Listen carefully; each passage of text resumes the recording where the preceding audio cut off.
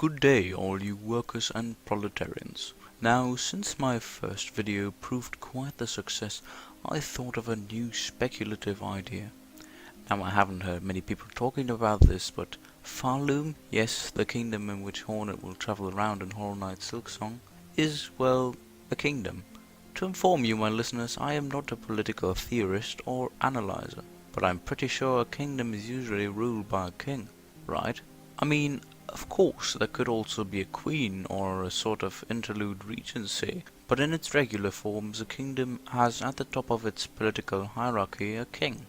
So if this information holds true, who is the king of Pharloom? Sad to say, I have no specific answer. My only option here is to speculate. Since Silksong lore information is quite barren up until now, let's first look to the first game, which coincidentally also had a monarch as one of its central characters. This guy was simply known as the Pale King.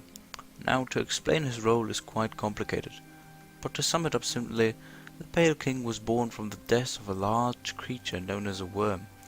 It is said that he transformed from this being into his current form. The God-Seeker, an NPC you meet, claims he did this to match the Bogs of Hallownest. He granted sentience to the Bogs of Hallownest, who were until then under the control of the Radiance's hive mind. These Bogs revered him as a god, and even the moths, who were created by the Radiance, turned to the Pale King for guidance instead. Over time, there was almost nobody who still remembered that the Radiance existed in the first place. So of course the Radiance got kinda pissed and slowly crept into the minds of the Bogs of Hallownest, which now simply became known as the Infection.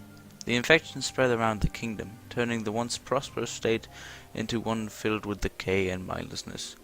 The king willed to go through any lengths to make this kingdom last eternal, even if it meant committing immoral actions to ensure its perpetuation. He turned to the void at the bottom of the abyss, below Hallownest, which appeared to have the potential to seal the Radiance. From the void, the Pale King created vessels, beings compromised of void, meant to have no mind or will for the Radiance to break. However, only one vessel was judged to be capable of containing the Infection for eternity, earning the name the Hollow Knight. All of the remaining vessels were discarded by the king at the bottom of the abyss, although some managed to escape, including the protagonist of the game you're playing, the Knight. Now the Infection didn't get stopped, so now the monarch turned to plan B. He made deals with creatures known as Dreamers, who then sacrificed themselves to eternal slumber to create a sort of shield which would contain the Hollow Knight and with it the Infection. But this also failed. Then the king had another excellent plan: self-inflicted exile. He and his palace vanished.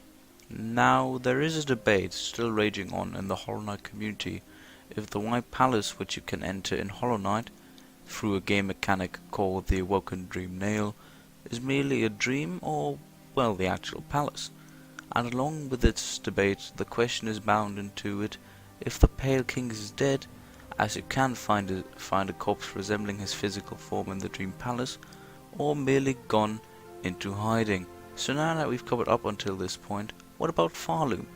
Now it can be speculated that whoever reigns this kingdom, if someone even still governs it, will play an important role in Hornet's storyline. From the information gathered by wiki articles, gameplay videos and trailers, it can be deduced that Pharloom is not only struck by a curse, but it instead consists of a deep hierarchical society, which may have been led astray by a sort of cult, which is deeply linked to the bells you can see in the trailers and in the footage. Its followers can be seen wearing masks with strange symbol on them and walking around with sticks from which bells are hanging down. The group itself might be responsible for the curse, yet they might just be infected by it as well. The curse itself might have caused the Bogs of Pharloom to be deeply obsessed with bells, or maybe just the sound of them. How does a potential king or queen play a part in this? Now, either the monarch stands at the top of the cult, or because he or she vanished, just like the Pale King did in the first game, was the cult able to take its place as the de facto rulers of the society of Pharloom. Personally, I would think it to be a bit of a cop-out on Team Cherry's side if they just in essence recreated the story of the first game with other elements to it. So I hope that we can maybe actually meet or fight this supposed figurehead and monarch of Pharloom, if he or she even exists. As said in the beginning, it could also be that the name kingdom is of no essence, or that there even is no king or queen in the lands of Pharloom.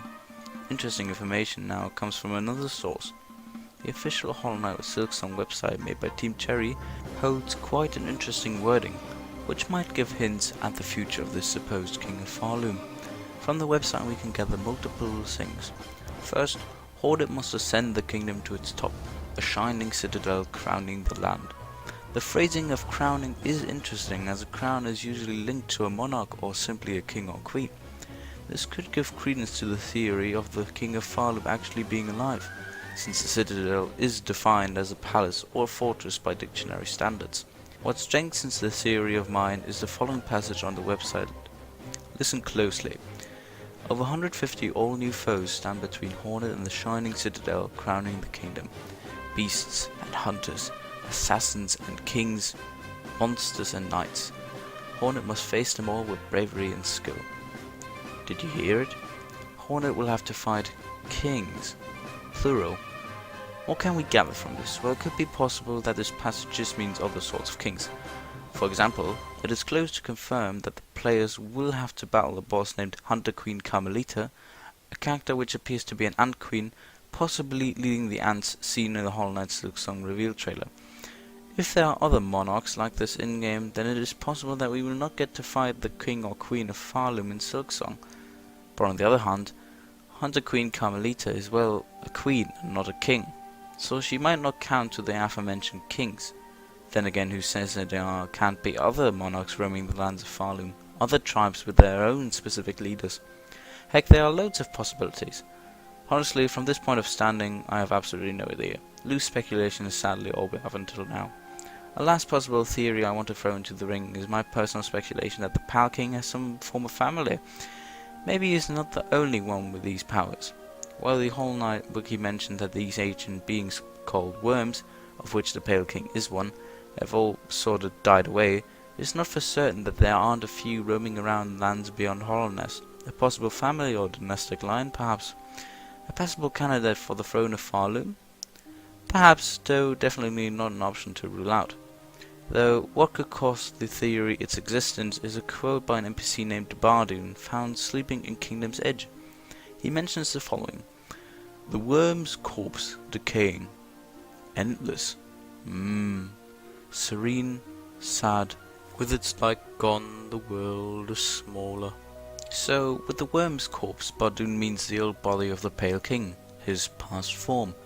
When he mentions his like being gone from the world, Bardoon could refer to the worm as a species, or just the singular worm from which the king spawned.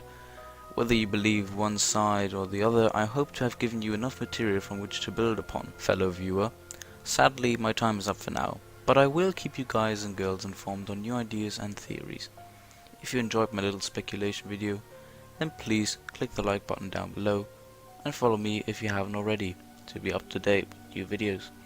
And before I forget, if you have your own theories or ideas on future videos or on this video itself, then please be my guest and give me your comment on the matter. Speak soon.